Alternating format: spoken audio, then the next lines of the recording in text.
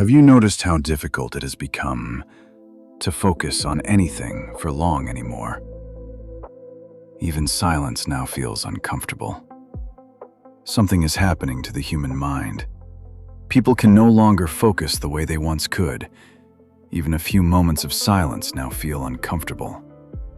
Thoughts scatter instantly, attention collapses, and most people don't even realize it's happening. Because the modern world didn't just become distracting, it became engineered to destroy focus. There was a time when the human mind moved slowly.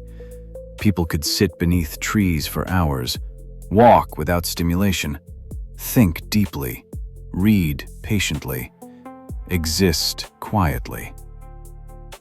But modern life changed the rhythm of the brain. Now attention is constantly under attack. Notifications, short videos, messages, advertisements, infinite scrolling. The human mind now consumes more information in a single day than previous generations consumed in weeks. And the brain never gets a moment to recover. The frightening part is, distraction no longer feels unnatural. It feels normal. People wake up and immediately reach for stimulation, not because they need it, but because silence now feels empty. Boredom feels painful. Stillness feels unfamiliar. And slowly, the ability to focus deeply begins to disappear. Reading becomes harder. Conversations become shorter. Thoughts become fragmented.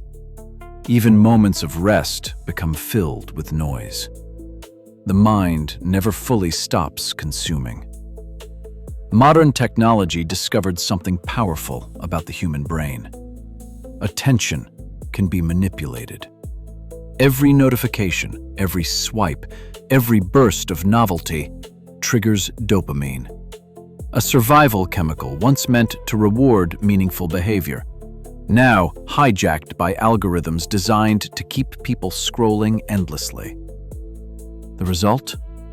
Millions of people feel mentally exhausted every day, not because life became physically harder, but because the brain is overwhelmed.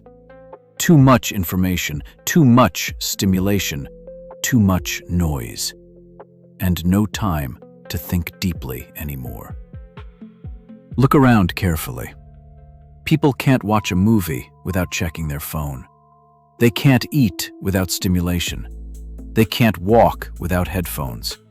They can't sit alone with their own thoughts.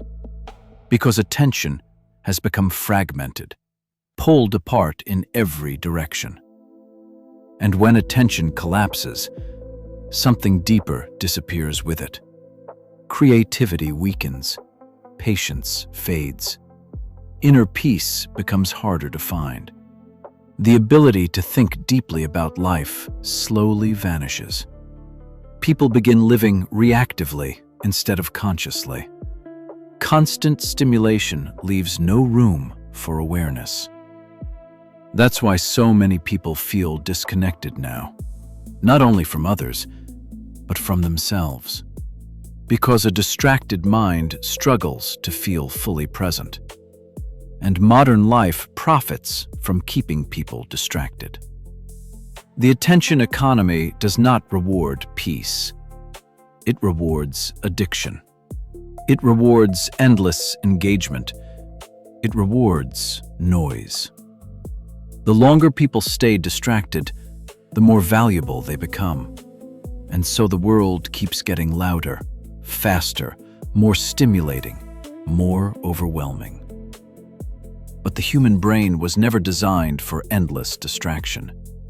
It was designed for depth, for focus, for presence, for meaningful thought. And perhaps that's why so many minds feel broken today. But maybe attention can still be reclaimed. Maybe the mind is not destroyed, only overstimulated.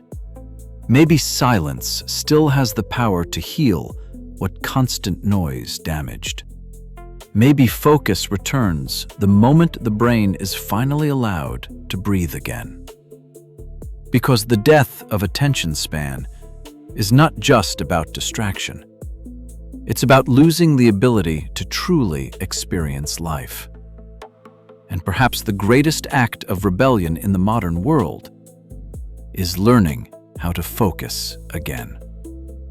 If this video resonated with you, share it with someone whose mind feels overwhelmed by modern life.